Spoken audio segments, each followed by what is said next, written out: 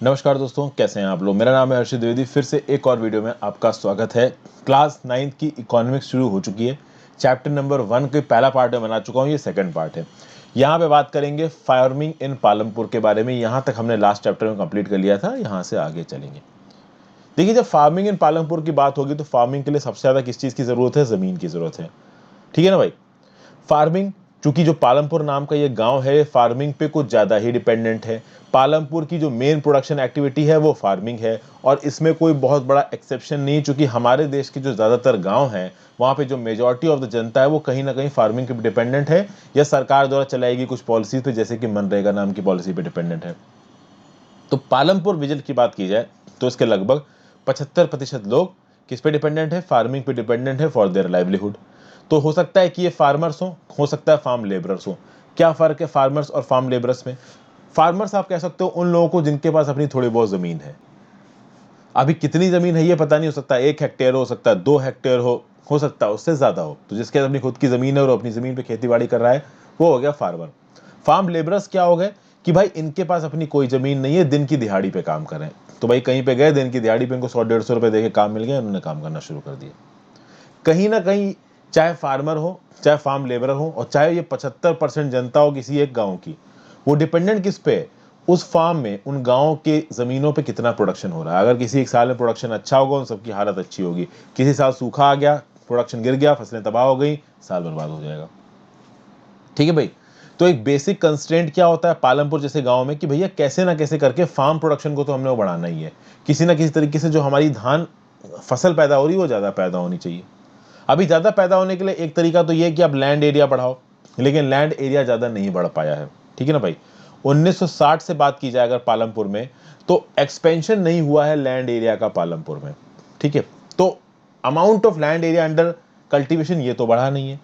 लेकिन हाँ, कुछ ऐसे वेस्ट लैंड जरूर थे जो कि पहले खाली पड़े थे, उनको कोशिश की गई है कल्टीवेबल लैंड में बदलने की। लेकिन कल्टीवेबल लैंड में बदलने के बाद भी उन वेस्ट लैंड से जो ईल्ड है, जो पर हेक्टेयर धान की खेती है, धान की पैदावार है, वो उतनी अच्छी नहीं है।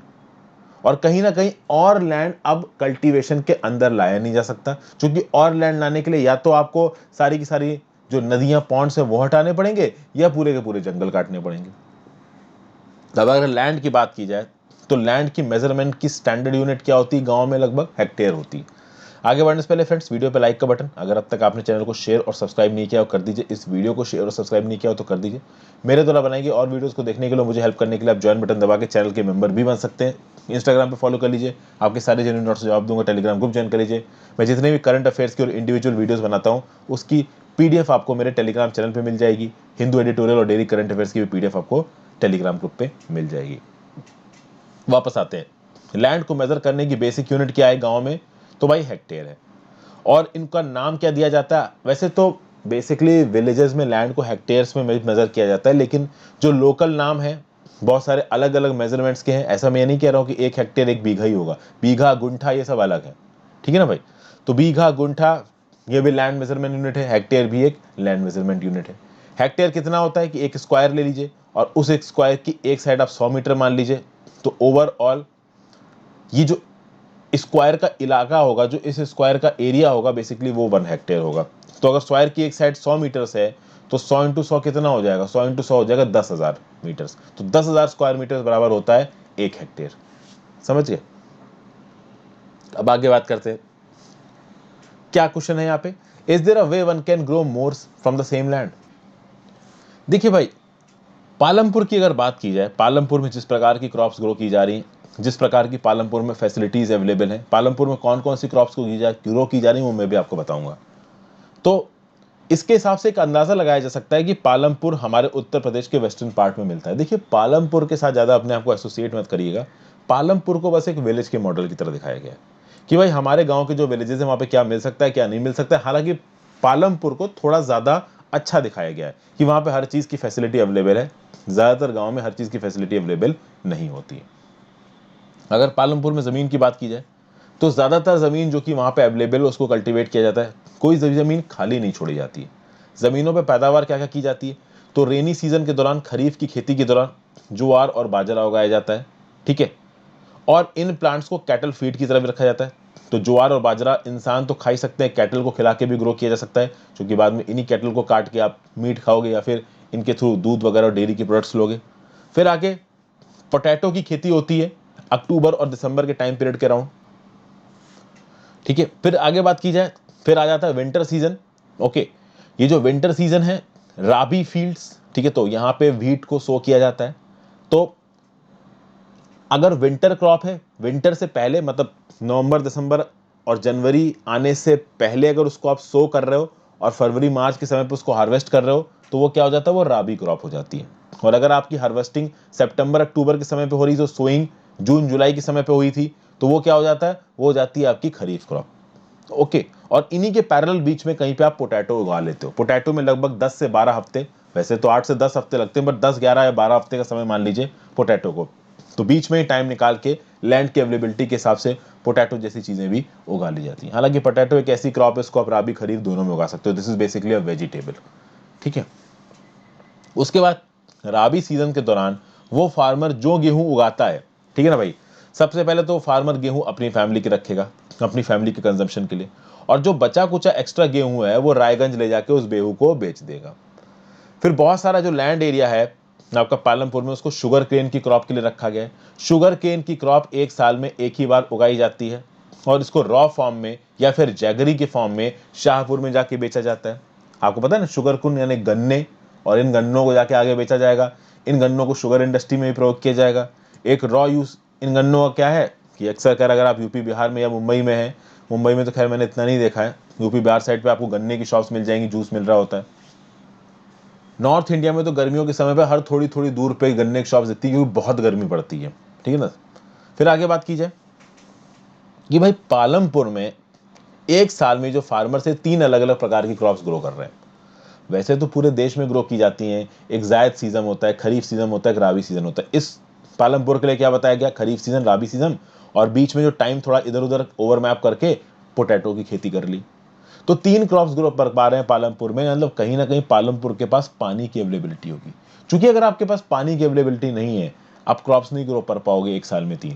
तो well developed system of irrigation है पालमपुर में।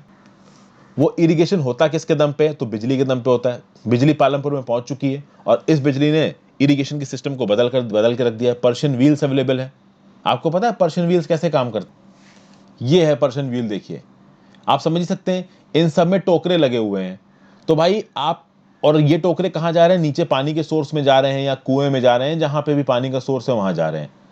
ऑब्वियस ही बात है, अगर एक मैनुअल इंसान बार बार रस्सी के थ्रू बाल्टी नीचे डालेगा और उससे पानी खींचेगा, उसमें समय लगेगा। पर्शियन व्हील लगा दो और बीच की जो शाफ्ट है इसको किसी इलेक्ट्रिक कनेक्शन से जोड़ दो, ये पर्शियन व्हील अपने आप घूमता रहेगा और पानी को लेके आता रहेगा। देखिए नीचे से पानी भर के ला रहे हैं टोकरियां, और ऊपर ये टोकरियां अपने आप पानी को इस वाटर के रिजर्वायर में डाल रही हैं, और ये पानी ऐसे बहता हुआ इन खेतों में जा रहा है आगे की तरफ, कर्सर जहां दिखा रहा हूं।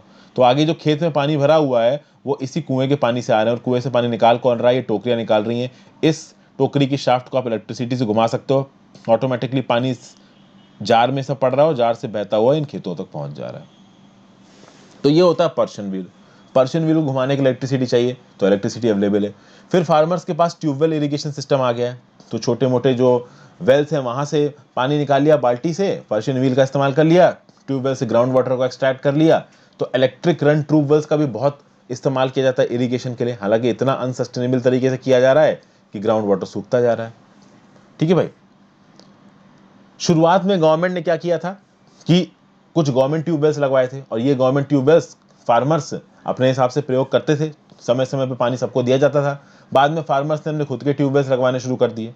ओके, और ऐसा इसके रिजल्ट से हुआ क्या कि मिड 1970s आते आते जो 200 हेक्टेयर का एंटायर कल्टीवेटेड इलाका था, इस पालमपुर रीजन का सबको पानी मिलने लगा।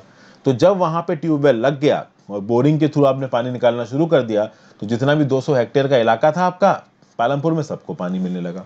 लेकिन हर विलेजेस में इस लेवल के इरिगेशन नहीं होते, और जिन जिन जगहों पे इस लेवल का इरिगेशन है वो हमेशा रहेगा, इसकी कोई गारंटी नहीं है। जब पानी सूख जाएगा आपके पास पानी आना बंद हो जाएगा। तो रिवरीन प्लेन्स में आप ग्राउंड वाटर के दम पे, पर्शियन व्हील के दम पे, कुओं के पानी के दम पे आप पानी निकाल सकते हो। वो जो कुएं का पानी है उसका सोर्स भी ग्राउंड वाटर ही है, समझ गए। उसके आगे बात की जाए, जो कोस्टल रीजन्स होते हैं हमारे देश के, वो भी वेल इरिगेटेड है, अगर वहां पे फ्रेश वाटर की अवेलेबिलिटी ठीक ठाक है। लेकिन प्रॉब्लम ये है कि जो प्लेट्यू रीजन्स हैं, अच्छा कोस्टल रीजन्स में पानी की अवेलेबिलिटी इसलिए भी होती है क्योंकि कोस्टल रीजन्स में पानी बरसता है। ओके भाई, कोस्टल रीजन में पानी ज्यादा बरसता है। इंटीरियर रीजन्स में पानी बरसेगा नहीं बरसेगा, ये बहुत से अलग अलग फैक्टर्स पे डिपेंड करता है। डेक्कन प्लेट्यू पे चले जाइए तो भैया वहां तो कम ही इरिगेशन है, क्योंकि वहां पे पानी की अवेलेबिलिटी कम है, ग्राउंड वाटर रिसोर्सेज भी कम है, क्योंकि डेक्कन प्लेट्यू पठार वाला इलाका है, उसमें ज्यादा ड्रिलिंग आप अंदर कर नहीं सकते और पानी वहां ज्यादा बरसता नहीं है। तो अब आप देखोगे कि हमारे देश का जो टोटल कल्टिवेटेड एरिया है उसके 40% से भी कम आज की डेट में इरिगेटेड है। हमारे देश की जो मैक्सिमम फार्मिंग है वो रेनफॉल पे डिपेंडेंट है, इसीलिए मॉनसून बहुत इंपॉर्टेंट होते हैं। तो मॉनसून बैलेंस में आने चाहिए, अगर जरूरत से ज्यादा पानी बरस गया फसलें तबाह हो जाएंगी, अगर जरूरत से कम पानी बरसा तो फसलें सूख जाएंगी। कहीं ना कहीं हमारे यहाँ पे और पालमपुर जैसे जगहों पे पूरे देश में एक साल में एक से ज्यादा क्रॉप उगाने की कोशिश की जाती है, और इस एक से एक ज्यादा क्रॉप को उगाने की कोशिश को या फिर प्रैक्टिस को आप क्या बोलते हो, इसको आप बोलते हो मल्टीपल क्रॉपिंग। ये मोस्ट कॉमन वे है एक गिवन पीस ऑफ लैंड पे ज्यादा प्रोडक्शन करने का। और आप देखो कि पालमपुर में जो ज्यादातर फार्मर्स हैं वो 2 क्रॉप्स तो उगाते ही उगाते हैं, और तीसरे क्रॉप की तरह पोटैटो को उगा रहे हैं। तो भाई राबी क्रॉप में भी वो खेती कर रहे हैं, खरीफ क्रॉप में भी खेती कर रहे हैं, और तीसरी क्रॉप वो कौन सी उगा रहे हैं, तो पोटैटो की उगा रहे हैं। तो ये 15 से 20 साल का टेनोर चल रहा है, कहाँ का, पालमपुर का। पालमपुर में कौन कौन से क्रॉप्स उगाई जानी है, गेहूं उगाया जा रहा है, बाजरा उगाया जा रहा है, गन्ना शुगर केन उगाया जा रहा है, पोटैटो उगाया जा रहा है। समझ गया। आगे बात करते हैं। अब हम देखते हैं कि हमारे देश में किस समय पे कितना इलाका कल्टीवेटेड एरिया की कैटेगरी में आता था। मिलियन हेक्टेयर्स में इस मेजरमेंट को देखेंगे तो 1950-51 में हमारी आज़ादी के कुछ समय बाद ही 129 मिलियन हेक्टेयर्स कल्टीवेबल इलाके में था। 1990-91 तक 157 मिलियन हेक्टेयर्स हो गया। 2000-2001 तक 156 मिलियन हेक्टेयर्स, 2010-2011 तक 156 मिलियन हेक्टेयर्स 156, 2011-12 तक 156 मिलियन हेक्टेयर्स, 2012-13 तक 155, 13-14 तक 156, 2014-15 तक 155। तो 1950-51 में 129 था, 90-91 तक 157 आया, और उसके बाद ज्यादा बदला नहीं है, एक दो ऊपर नीचे बस। क्योंकि इससे ज्यादा भाई चांस ही नहीं है एग्रीकल्चर के इलाके को बढ़ाने को, लेकिन क्योंकि लैंड पे बहुत अलग अलग प्रकार से भाई जोर पड़ रहा है, तो लोगों को भी तो अकोमोडेट करना है, इंडस्ट्रीज को भी तो अकोमोडेट करना है, माइनिंग भी तो करनी है। आप एग्रीकल्चर ही थोड़ा कर सकते हो सारे लैंड पे। समझ गए बात को। फिर आगे बात करते हैं।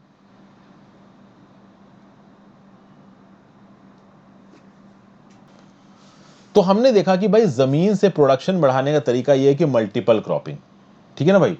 तो एक साल में आपने कई बार क्रॉप करी, ओके, और एक साल में कई बार क्रॉप करके आपने मॉडर्न फार्मिंग मेथड्स का इस्तेमाल करके अपनी ईल्ड को बढ़ा लिया। ईल्ड को बढ़ाने का मतलब क्या होता है, yield is measured as crop produced on a given piece of land during a single season. देखिए प्रोडक्शन को बढ़ाने के लिए एक तरीका मैंने आपको बताया कि कल्टीवेबल लैंड को बढ़ाओ, फिर उसी लैंड में एक साल में 3 बार खेती करो। तो एक बार आपने पोटैटो उगाया, एक बार आपने कोई और क्रॉप उगाई, तो मान लीजिए राबी सीजन में आपने वीट उगा लिया और खरीफ सीजन में आपने चावल उगा लिया, ठीक है भाई। तो साल में 3 बार उगाया, ओके, कल्टीवेबल एरिया बढ़वाया। एक और तरीका है प्रोडक्शन को बढ़ाने का, आप ईल्ड बढ़ाओ, यानी प्रति हेक्टेयर कितना धान पैदा हो रहा है, इसको आप बोलते हो ईल्ड। मिड 1960s तक जिन बीजों का इस्तेमाल किया जाता था कल्टीवेशन में, वो ट्रेडिशनल वंस होते थे और उनकी ईल्ड लो होती थी। पुराने जमाने में जो हम सीड्स का इस्तेमाल करते थे उनकी ईल्ड लो थी। नए जमाने में जो सीड्स का इस्तेमाल होती है उनकी ईल्ड ज्यादा है। लेकिन पुराने जमाने की जो सीड्स थी, ट्रेडिशनल सीड्स, उनको कम इरिगेशन की जरूरत थी, ठीक है। उनको फर्टिलाइजर में आप गाय का गोबर लगा दो, चूंकि एक नेचुरल मेन्योर की तरह काम करता है, उससे काम चल जाता था। पुराने जमाने की बात अलग थी, पुराने जमाने में चीजें सस्टेनेबल तरीके से होती थी, ये अलग बात है कि धीरे होती थी। तो पुराने जमाने की जो सीड्स थी उनकी यील्ड कम थी, ठीक है भाई, उनमें पानी कम देना पड़ता था, इरिगेशन कम देना पड़ता था, तो गाय के गोबर से भी काम चल जाता था। तो वो अलग ही तरीके से काम करते थे। लेकिन आज की डेट में क्या, जब से ग्रीन रेवोल्यूशन आया तब से ये सारी चीजें बदल गई हैं। अब जो सीड्स आई हैं वो हाई यील्डिंग वैरायटी है, उनमें जो ईल्ड है वो बढ़ गई थी। पुरानी ट्रेडिशनल सीड्स में ईल्ड ज्यादा नहीं थी, ये पुरानी ट्रेडिशनल सीड की एक बहुत बड़ा मेजर ड्रॉबैक था। अब जो सीड्स निकल के आ रही हैं वो हाई यील्डिंग वैरायटी है, उनकी ईल्ड बहुत ज्यादा है। तो भाई पैदावार ज्यादा है, लेकिन पैदावार ज्यादा होने के साथ साथ प्रॉब्लम भी बहुत ज्यादा है। क्या प्रॉब्लम बहुत ज्यादा है कि भैया केमिकल फर्टिलाइजर्स बहुत डालने पड़ेंगे, इंसेक्टिसाइड्स पेस्टिसाइड्स बहुत डालने पड़ेंगे, पानी आपको बहुत ज्यादा डालना पड़ेगा। तो पहले जो ट्रेडिशनल सीड्स कम इरिगेशन में नेचुरल मेन्योर के साथ जो पैदावार करते थे, वो पैदावार भले ही क्वांटिटी में कम थी, अब आपने क्वांटिटी बढ़वा ली, बट क्वांटिटी बढ़वाने के साथ साथ आपने पानी यूज भी ज़्यादा बढ़वा लिया और साथ साथ केमिकल फर्टिलाइजर्स का इंटेक भी आपने ज़्यादा बढ़वा लिया, जिससे खर्चा तो आपको बढ़ा ही बढ़ा, साथ साथ ओवरऑल जो सॉइल की हेल्थ है वो भी खराब हुई। ओके, आपके जो ग्राउंड वाटर रिसोर्सेज हैं वो भी डिप्लीट होंगे, क्योंकि हायर यील्ड्स आप केवल हाई यील्डिंग वैरायटी वाली सीड से ला पा रहे हो, और इस हाई यील्डिंग वैरायटी वाली सीड के इरिगेशन के लिए आपको पानी ज़्यादा देना पड़ेगा। पानी ज़्यादा देना पड़ेगा तो आप ग्राउंड वाटर रिजर्वायर से निकालोगे तो हमारे ग्राउंड वाटर रिजर्वायर सूख जाएंगे। अगर थोड़ा सा भी पानी कम हुआ तो फसल बर्बाद हो सकती है। फिर भाई केमिकल फर्टिलाइजर पेस्टिसाइड्स डाले, अभी केमिकल फर्टिलाइजर पेस्टिसाइड में बहुत सारे इनऑर्गेनिक केमिकल्स हैं जो कि सॉइल को तबाह कर सकते हैं। इस तरीके की बहुत सी प्रॉब्लम है। यहाँ पे एक डायग्रामेटिक रिप्रेजेंटेशन है, आपको मॉडर्न फार्मिंग मेथड्स दिख रहे हैं। इरिगेशन चाहिए, इरिगेशन आप कैनाल से कर सकते हो, पंप सेट से कर सकते हो, इलेक्ट्रिसिटी से कर सकते हो, डैम से कर सकते हो। पेस्टिसाइड्स चाहिए, फर्टिलाइजर्स चाहिए, हाई यील्डिंग वैरायटी सीड्स चाहिए, डीजल चाहिए, फार्मिंग मशीन नहीं चाहिए। डीजल क्यों चाहिए? डीजल चाहिए ट्यूबवेल्स को चलाने के लिए, डीजल चाहिए इस ट्रैक्टर को चलाने के लिए, तो इसलिए आपको चाहिए। तो हाई यील्डिंग वैरायटी में भले यील्ड बढ़ी है, लेकिन और भी बहुत सी परेशानियां बढ़ गई हैं। अगर वेस्टर्न उत्तर प्रदेश, पंजाब और हरियाणा की बात करिए तो ये वो जगहें हैं जहां पे मॉडर्न फार्मिंग मेथड्स, जहां पे मॉडर्न एग्रीकल्चर के मेथड्स, जहां पे ग्रीन रेवोल्यूशन सबसे पहले आया। ये वो इलाके हैं जहां पे इरिगेशन के लिए हैवी बेसिस पे ट्यूबवेल इस्तेमाल किया जाता है। यहाँ पे हाई यील्डिंग वैरायटी के सीड्स, केमिकल फर्टिलाइजर्स और पेस्टिसाइड्स का इस्तेमाल किया जाता है। ये लोग फार्म मशीनरी जैसे ट्रैक्टर्स, थ्रेशर्स, प्लॉइंग, हार्वेस्टिंग, इन सबको बहुत देखिए, ट्रैक्टर से प्लॉइंग आप बहुत तेज कर सकते हो। एक किसान हल लेके चल रहा है, वो पूरा हल जोत रहा है, वो पूरा दिन लग जा रहा है, और उसी हल को जोतने में ट्रैक्टर 1 घंटे में आप जोत दोगे और आपकी इतनी मेहनत भी नहीं लगेगी। फिर भाई हार्वेस्टिंग के लिए आपको थ्रेशर्स, तो थ्रेशर्स फटाफट फसलें काट रहे हैं, और एक गांव का किसान हंसिया ले लेके फसलें काट रहा है, तो फसलें काटने में पता चला 3 दिन लग गए और उस थ्रेशर ने 1 दिन में सारा काम निपटा दिया। समझ गया बात को? तो भाई ये पंजाब, हरियाणा और वेस्टर्न उत्तर प्रदेश, ये ऐसे इलाके थे जिन्होंने सबसे पहले ग्रीन रेवोल्यूशन को अडॉप्ट किया। फिर आगे बात की जाए, पालमपुर में जो ट्रेडिशनल वैरायटी की सीड से वीट ग्रो किया जाता था, उसमें 1 हेक्टेयर में 1300 किलो ऑफ वीट पैदा होता था। हाई यील्डिंग वैरायटी के साथ जो वीट पैदा किया गया, उससे 1 हेक्टेयर में 3200 केजी ऑफ वीट पैदा हुआ। तो कहीं ना कहीं वीट का प्रोडक्शन बढ़ा, फार्मर्स के पास सरप्लस वीट आया, उसको मार्केट में भेजा, थोड़ी बहुत फार्मर्स की हालत अच्छी हुई। लेकिन अभी भी फार्मर्स की हालत पूरी तरीके से अच्छी नहीं है। तो यहाँ पे हमने कुछ बेनिफिट्स देखे ग्रीन रेवोल्यूशन में। पालमपुर में खेती वगैरह में क्या हो रहा है इसको देखा। आगे इस चैप्टर कंटिन्यू करेंगे। Have a great day, good bye.